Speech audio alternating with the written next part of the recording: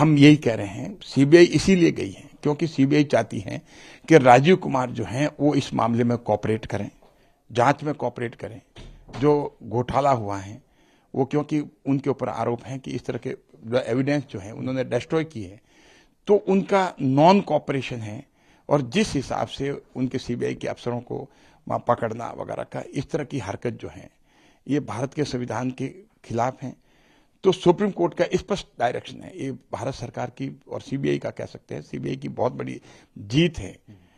और सीबीआई जो इश्यू को लेकर चली है और सुप्रीम कोर्ट ने भी उसको माना है कि और राजीव कुमार को स्पष्ट डायरेक्शन दिए हैं कि वो सीबीआई के साथ कोऑपरेट करे। ये सीबीआई की दादागिरी कह लीजिए या बीजेपी के आकाओं की दादागिरी है, और इस दादागिरी के खिलाफ सुप्रीम कोर्ट ने आवाज उठाई है।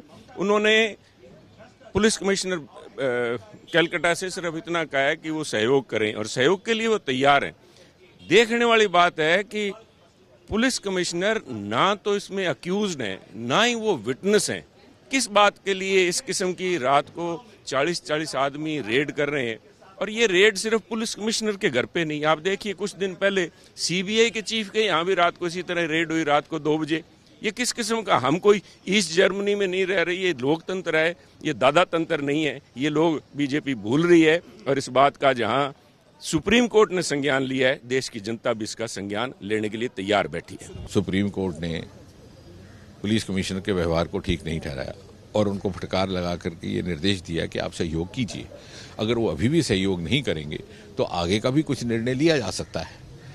बाकी ये ममता दीदी की ओर से कहना कि कोई राजनीतिक षड्यंत्र है बीजेपी का, मैं तो केवल ये कहूँगा, मुझे लगता है कल तक मीडिया भी इस बात को कहना भी शुरू करेगा और चर्चा में भी लाएगा कि ये षड्यंत्र यदि है तो ममता दीदी का है, बीजेपी के खिलाफ सो है, लेकिन अपने ही गठबंधन साथियों के खिलाफ है। क्योंकि ये सारा नाटक रचा करके वो अपने आप को इस तथाकथित गठबंधन के नेता के रूप में सामने ला रही हैं।